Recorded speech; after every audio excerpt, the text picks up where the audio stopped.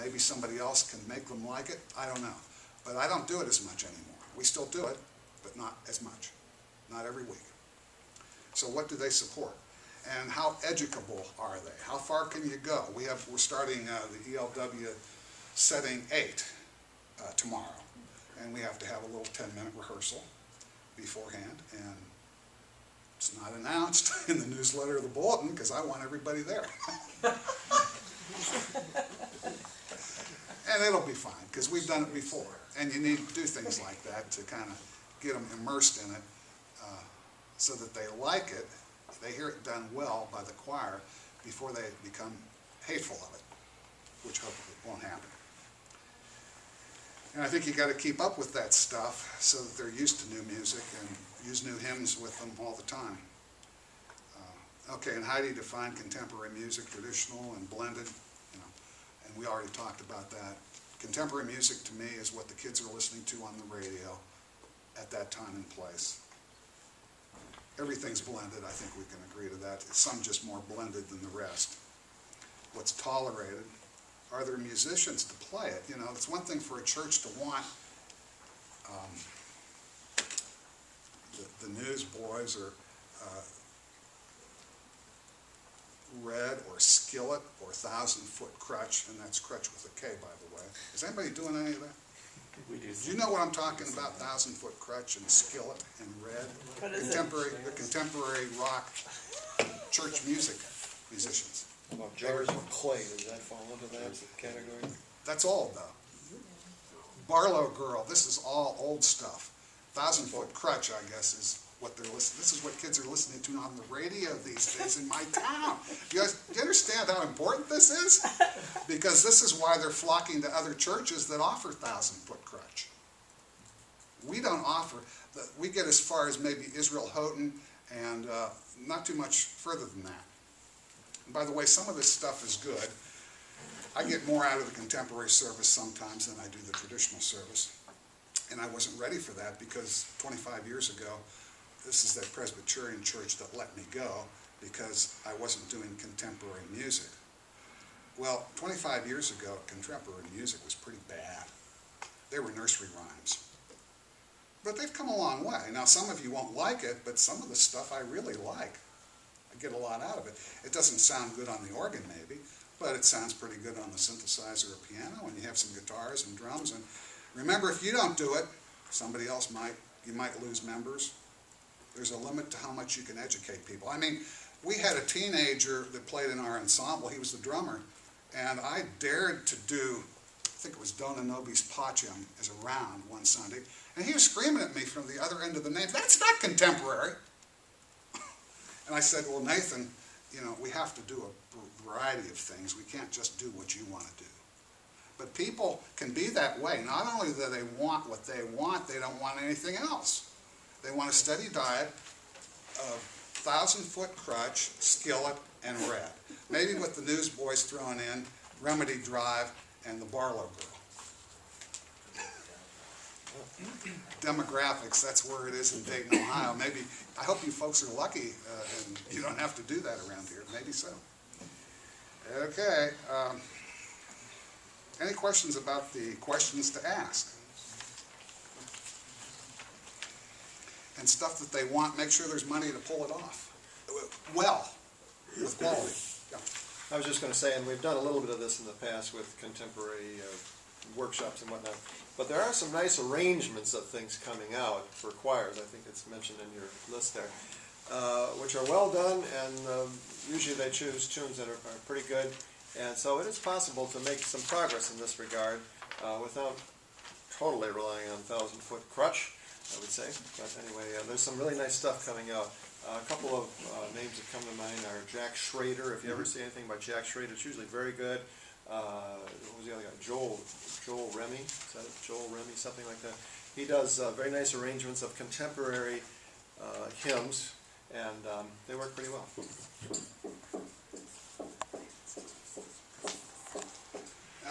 Joe Utterback, any of you play his music?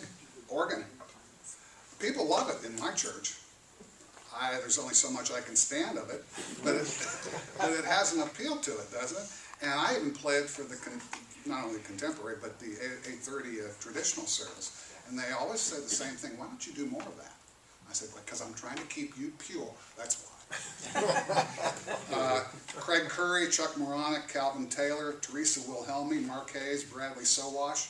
These are all composers, mainly for piano, that take hymns, not only contemporary hymns.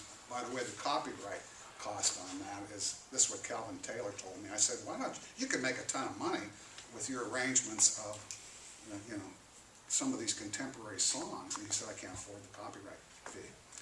So some of these people tend to arrange the Gospels and spirituals. Oh, and by the way, what's contemporary worship? There are actually people out there who think they're doing contemporary worship because the children's choir is singing. Maybe Mozart or something, but the children's choir is singing, so we're doing contemporary music. They're confusing the music with the singers. Or they think they're doing contemporary worship because there are jazz and spiritual arrangements of the old rugged cross. Well, it's a contemporary style, but it's not contemporary music. Or because it's spiritual, they think it's contemporary. Or because it's, Tuma Mina, for one song that's been around for a long time, and it's pretty good, but you can get tired of it. And I was at an Episcopal church in Phoenix, or Tucson, I can't remember which, and they were doing that song, and they thought it was contemporary worship because Tuma Mina was being sung. Great song, but that's not contemporary worship when everything else is plain chant. So be careful with your terms. Let me write down some of these names. Craig Curry.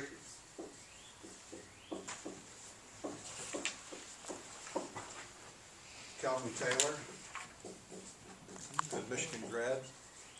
Right? Nice guy. Yeah, I Is he in think Michigan? so. Yeah, he's Teresa. Yeah, Wilhelmi. his music's nice. He does the spiritual. Yeah. Yeah, Calvin does the spirituals. Some of them are more difficult than others. Mark Hayes, Oh, he's another one. Bradley Sowash. This guy, Sowash, I have a couple of his books that, one's English hymns and the other's German hymns. And they're cool. Who? Bradley Sowash.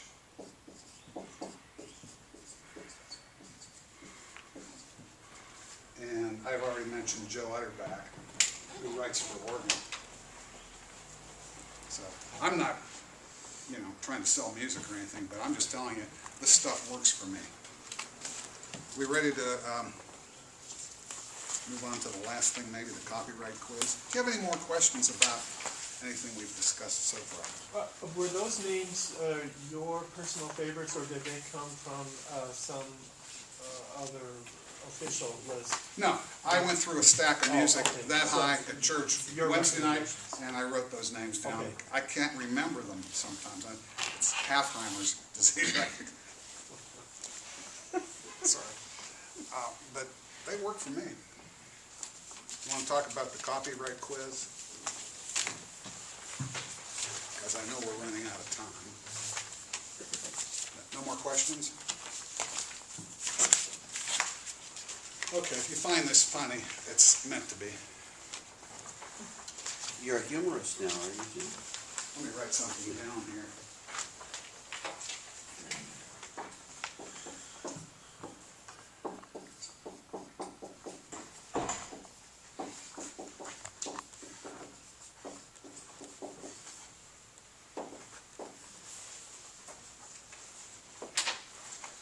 Your solo shows up with an original of a vocal solo, not time to order another one, you should photocopy. Well, some people would do that because it's a pinch. I don't recommend it. Use the one original for an accompaniment, tell the soloist to memorize. It's not realistic. Obtain copyright permission on the phone, internet, through the publisher. Yeah, I think C is the best answer, and your reason is D. I can't use it right now because I've got to follow the Code of Ethics, and the Code of Ethics in the AGO mentions copyright. Number 2, the soloist brings you Excuse 2 me, Jim. copies. Yeah. I'd like to ask about that, because certain session members have brought up the fact of, well, you're just using it in an emergency. You haven't had time to get it. What's wrong with photocopying it and shredding it when the service is over? Because it's illegal. Well, Now, yeah, now- other than that, they don't understand. They're trying to deal with logical operations, Now, not legal. I've heard strong arguments that it's okay to photocopy it if you replace it with an original that you've purchased. And I wouldn't argue with that. Okay. That takes the emergency and solves the problem for the time being, but it doesn't hurt the publisher or the copyright owner because you're ending up paying for it in the end anyway. Got it. So Good I don't think point. that's too much of a problem, but D is what I would tell the soloist, and I would at least call. You know, it's amazing what you can get on the internet. I mean, I listen to an all-night radio program called Coast to Coast, and they have this bumper music going back to the 60s, 70s, and 80s, and I'm listening to it and sleeping and listening to it and sleeping, and I hear these really cool songs, some of which I missed when I was, maybe I was in law school at the time, I don't know. Really neat songs, and I listen for phrases that I can remember, and then I Google them, and you get hits, 50, 60 hits. You can listen to a recording of it just like you heard on the radio on YouTube, and you can have the words explained to you. You can see the text from the song, and I have found some songs that I want that in my library, so I go on to, there's a website called copyrighttunes.com or something like that, and for $4.99, you get it like that, printed in any key you want. So amazing things are possible, and that could come up to haunt you if you insist on copying without permission. So try to get permission on the phone, and the publishers have pretty cooperative websites and people working for them. You can get that music and get it legally. Okay, 2 photocopies, copyright infringement, ask if they're legal. Now that possibility that they're legal just because they're photocopied doesn't mean they're illegal. The soloist might have gotten permission. C is just tongue-in-cheek, of course. It may be tacky, but I don't think you want to tell the soloist that her song is tacky, or his song. Don't mean to single out her, or all of the above. Okay, church bulletin, text and music for Sunday's hymn. Assume it's legal, not a commercial use. Church owns the hymnal. No, that's not right. Civil and criminal, well, that's tongue-in-cheek. Tell him to bring his toothbrush to court. C is a good choice. Call the hymnal publisher and inquire as to whether this is legal. The church might have bought a license without you knowing, I can't imagine that. Or it might be in the public domain. But watch out for the arrangement and the compilation of the music. That might be protected by copyright. Jim, could you talk about the legal side?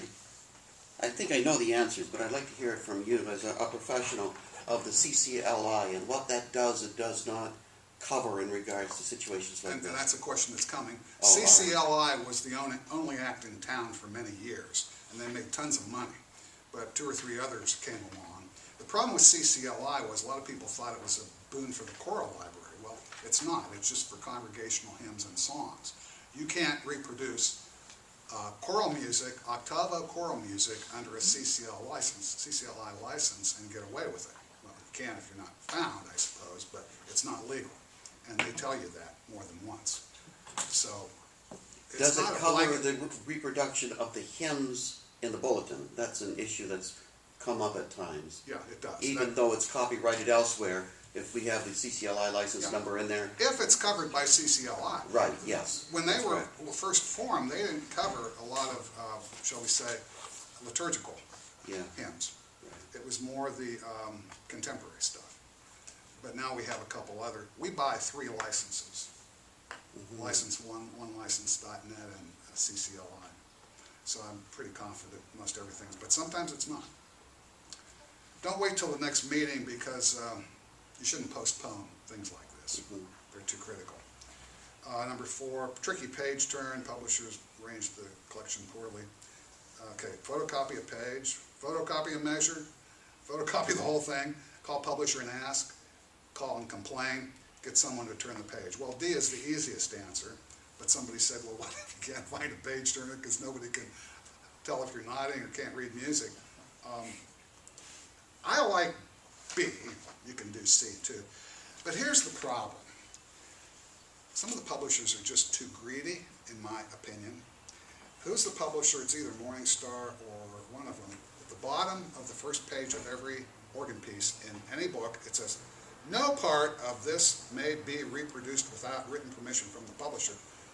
Well, what part of no part do you not understand? No part is no part. So even photocopying a measure by that standard, is illegal. So what's the solution? I say everybody in this room ought to call them tomorrow, Monday morning, and ask them if it's, maybe they'll get the message that they're just too hard and fast with that notice, because it's not realistic. And sometimes the collection is poorly arranged. Excuse me, Yeah, what if instead of photocopying, say, a couple measures to get you through that transition, you write them out you write them out? it's not a fair use because performance and fair use don't go together for the most part. Fair use is for education, primarily classroom education. It's for criticism, comment, and reporting. So technically, even though it's written out, that's an illegal copy. When they say no part of this may be reproduced, I mean, I take them at their word. And it's a reproduction, even though it's by hand. So I think I would call. I would bother them. Easy for me to say, but that's what I've done. Okay, 5, pastors suggest you support the CCLI license. Well, it won't be a bonanza for the choral library because it doesn't cover choral music. That B is wrong. They don't license for all worthwhile publishers. I wouldn't feign ignorance because it's too much a part of the worship and music scene to be ignorant of it, or even pretend you're ignorant of it. D is something I've done in the past.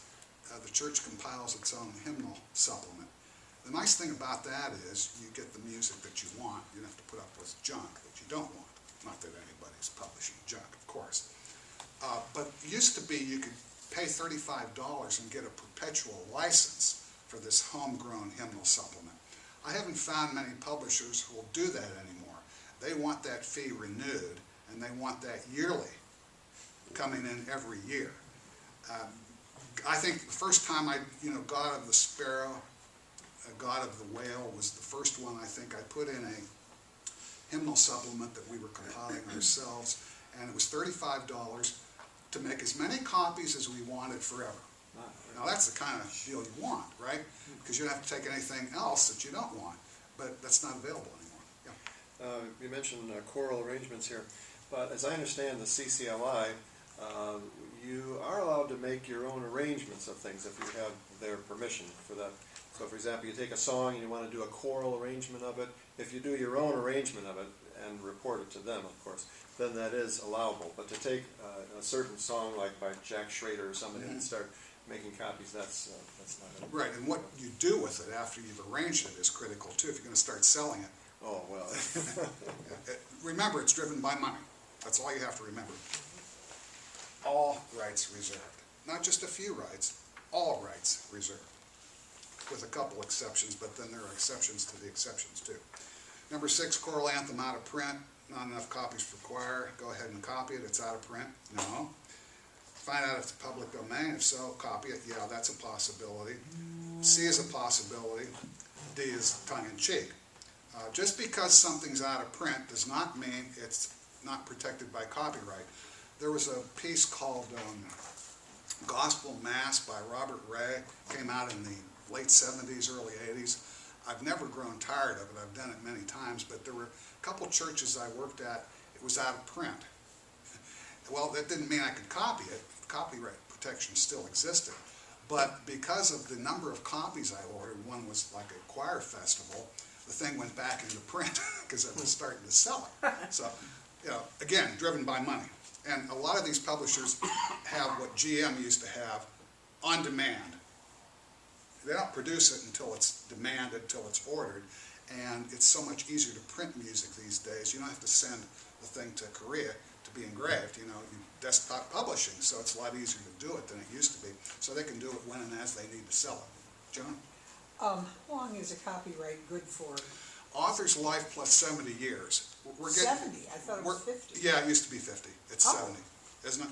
I think so. I think so. Yeah. We'll get to that in a minute. All right. Oh, here it is, duh. Well, none of those is correct.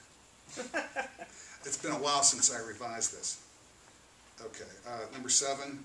Oh yeah, that's the next question. Okay, D is the right answer, I think. All of these used to be the law at various times. There was a major change in 1976. There have been other major changes since. There was the Copyright Term Extension Act. that extended it to author's life plus 50, but that was in 2000, I think. And that got blamed on Sonny Bono. They called it the Sonny Bono Copyright Act, but he was not responsible for it. It was the mouse, Disney's mouse, that was destined to go into the public domain. Here again, money. Disney couldn't stand for that, so they got an extension on the powerful lobbying interests. Unfortunately, the consumers, and we're the consumers unless we compose, some of us do, the consumers aren't represented in this forum the way they ought to be, the way the publishers are. Certain anthems in public domain, but it's in the collection. Touched on that a while ago. The layout, the arrangement of the piece might be protected by copyright. Again, when in doubt, call and ask. Number 9, right, your recital. If you're charging fees, first thing to do is any presenter ought to have a blanket ASCAP license to protect non-public domain music that's played at a recital where fees are charged. Because unless that money's turned over to a charity, it's very complicated. You've got to give the copyright owner notice that there's going to be a concert, that you're charging money for it. They have a right to object. It goes back and forth. It doesn't take long because of the internet and the telephone and everything, but don't approach a concert with a blank mind that I can just do anything I want. There could be copyright consequences. 10, okay, Singers Guild is really Choristers Guild. I don't know why I decided to hide that. It's probably obvious to you anyway. You can't photocopy the Choristers Guild music, the one copy that exists in each packet that you get 2 or 3 times a year. B, can't copy it on the chalkboard. Now, if there's an exception called the fair use doctrine, but that only applies to classroom teaching. So if you're copying it on the chalkboard to teach it to kids, high school kids, teaching them music theory, that's one thing. You're copying on the board so that the kids can memorize it and perform it, that's another thing. So they're very difficult questions here, and they're fact sensitive. But C is correct. The yearly dues include one copy of several anthems, and many of them are excellent, which can freely teach the choristers by rote without permission for performance. Nothing wrong with that. You're using the one copy your dues have earned you. It's a published copy. Any more will cost you $1, $2, $3 a pop. If you need one for your accompanist, you're going to have to buy one. You can't photocopy it because fair use doesn't cover performance. Also, fair use normally covers a small portion. It's the small portion of a total work of music that you're commenting on, and you can include that in your article, but it doesn't. The amount copied is what tends to have the economic consequences. So that's what, again, money, that's what they're out for. Yes? So certainly you could buy a set of these, rehearse it with choir, perform it in the service. If the service is radio broadcast, is that kind of cause That's a any problem. issues? If it's not in the public domain, it's a problem. So churches, I mean, there are lots of churches that just radio broadcast all their services. Well, a lot of them have blanket licenses too. And I'm often asked about the shut-ins. You know, we're making a tape of our service for the shut-ins. Well, surely that's legal, isn't it? They're shut-ins. No. Harry Fox Agency licenses recordings. You've got to get a license. Now, if you make a recording and it's taken out to a nursing home and a little old man listens to it and then it's brought back into the church, put in a library and never sees the light of day again, it may be a de minimis or minimal violation of the law, and if nobody ever sees it again, who's going to file a lawsuit?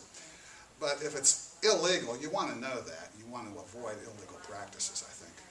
You know, remember FEL Publications, that's the one that happened many years ago in Chicago.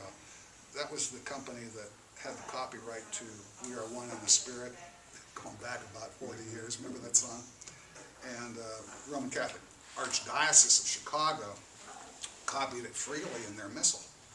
And FEL Publications said, stop that. The church said, no, we're not going to stop it. We're going to do it. We're the church. No, it's not for profit.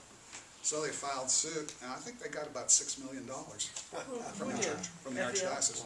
This has been a long time ago. And it got a lot of attention and publicity, so churches for a while were a little more careful about what they did. But I can tell you, I've been employed at churches in southwest Ohio where people from ASCAP in Cleveland came down and they walk into the church office and they say, "Can we look around your choral library?" They actually do that. Happily, the secretary said, "No, you may not."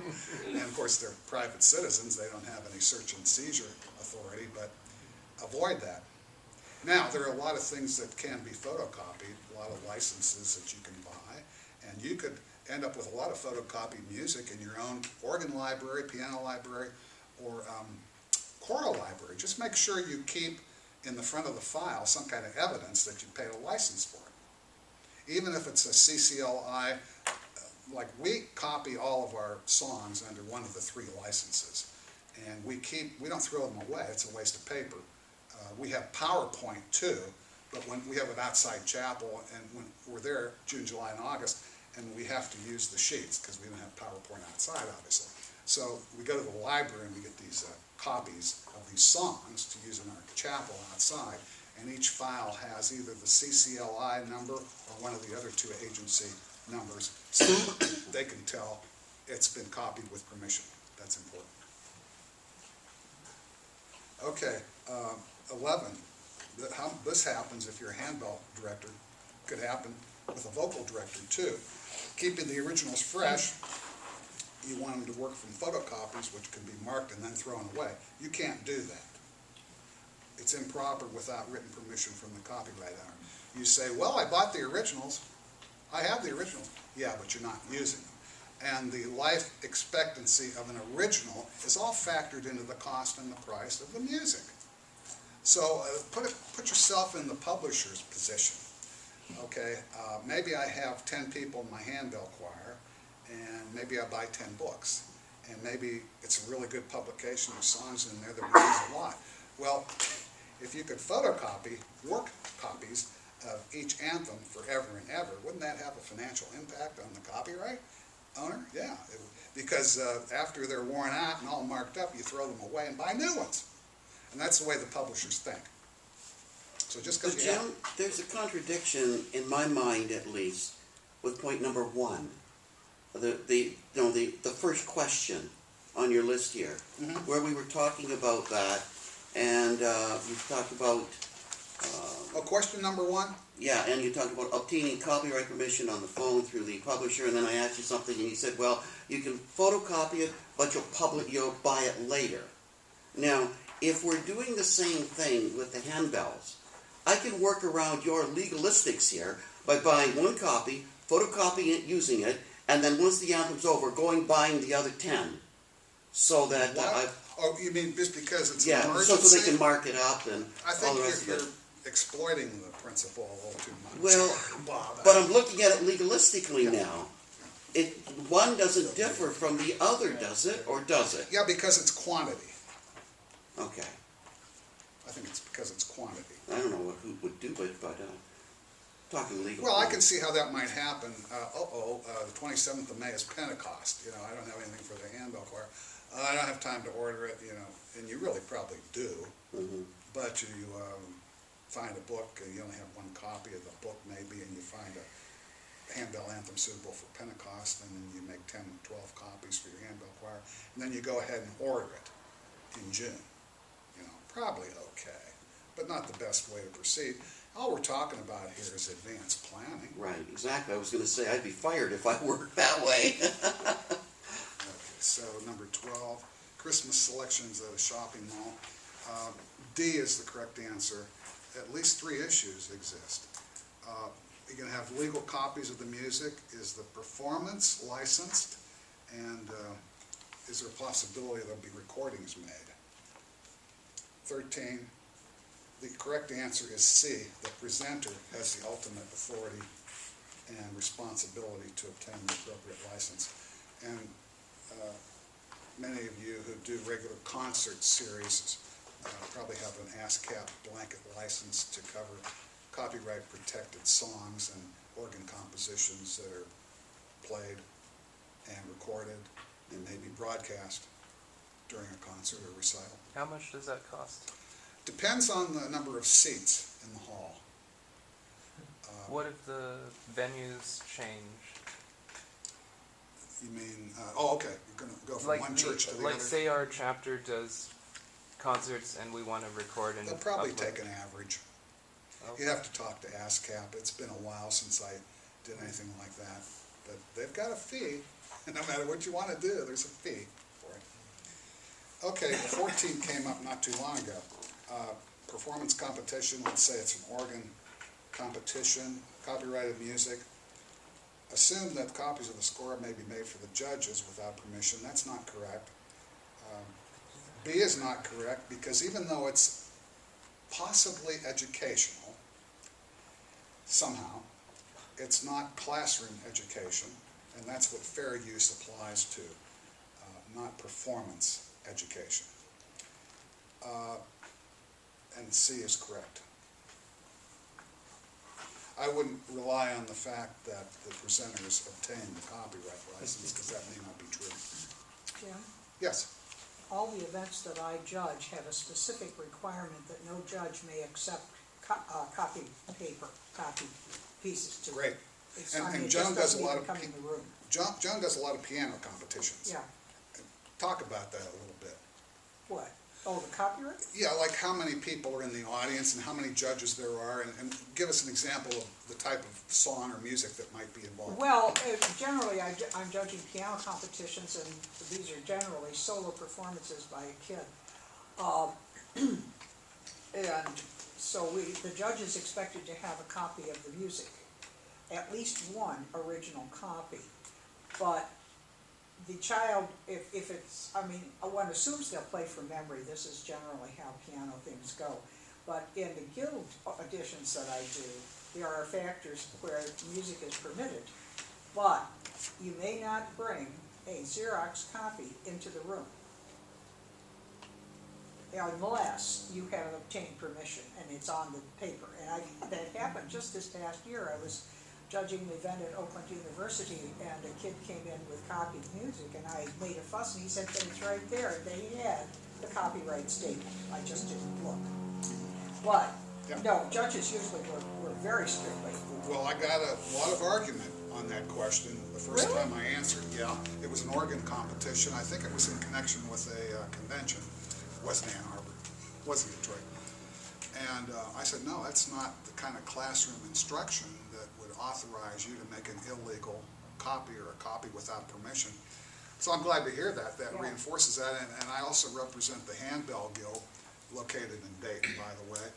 And they have very strict copyright policies at their handbell festivals. You walk in with a photocopy, even if it's licensed, and they're going to cross-examine you. And they should, because we should stand for doing what's right, what's legal, even though it's not always practical. Because sometimes it makes us just plan ahead a little more thoroughly, and there's nothing wrong with that.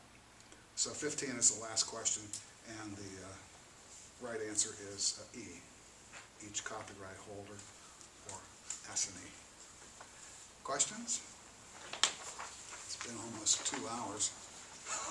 Well, about the handbell stuff, a lot of these handbell pieces come in collections, and you put them in a binder, punch the holes and put them in a binder, and so maybe you have 3 of these, 4 of these collections. Well, pretty soon it's awkward to put in a binder, so then you have to have 2 binders, or it's, You have to what? that's not, you can't use that as a reason to photocopy No. a piece. Because you'd cut it out of a binding and put holes in it? No. No, that's what the copyright holder relies on you doing, eventually trashing the copy, so you have to go out and buy a new one. That's how they make their money. Remember, they don't make a whole lot on each piece of music they sell. They rely on quantity and length of time, and the better the music is, the longer it's going to be used. And that's part of the built-in remuneration they get for being So composers. they want you to scribble it up and buy more, and Absolutely. I remember when we studied piano as kids, I know my pages, I had 2 teachers who liked to take pencil and mark scores. And sometimes you could hardly see the notes for the markings.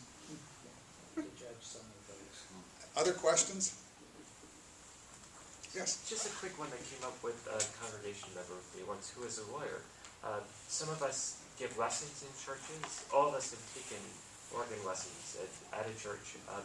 This congregation member stated, who happened to be a lawyer, stated that by teaching at the church and the teacher making money off of it, this violated the nonprofit status of the church. I get that question a lot, and my answer is, how are you going to train a person to be a church musician unless they practice in a church and play services in a church and do everything they're supposed to do in a church? I disagree with that, and I don't know that there's been a case on it, but I don't think it would fly. I don't think it destroys the 501c3 exemption. And you know what it is? A lot of times it's the clergy. The clergy who give private counseling in their offices and make self-employment income, hand over fist. How about that? That's what I would ask the lawyer. What about the pastor who's counseling people in his office 5 days a week and making, 12, 15 grand a year?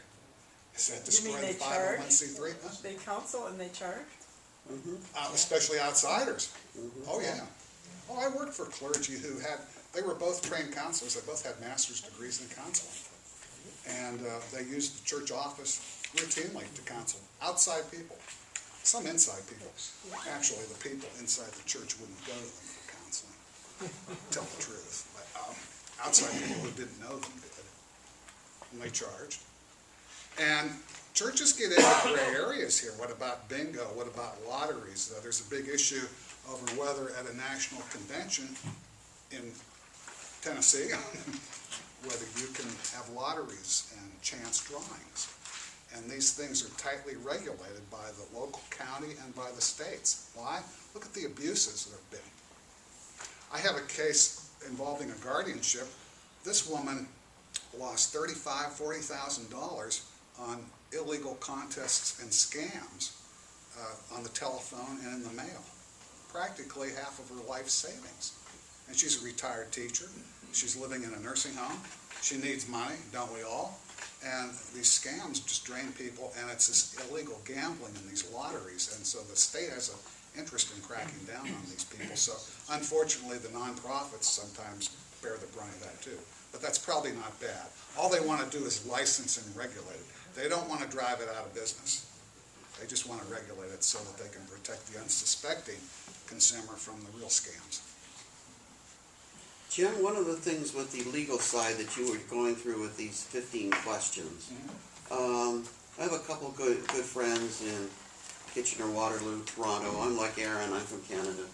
And I was talking with my former organ teacher who's now about 70 and has composed like crazy over the years. And we were talking about this stuff. And he said to me, Dr. Rob, put yourself in my shoes, where my income comes from making music and writing music. Now he says, once you do that, will your perspective change? I paused for a little bit and I said, I got the point, Barry. I got the point.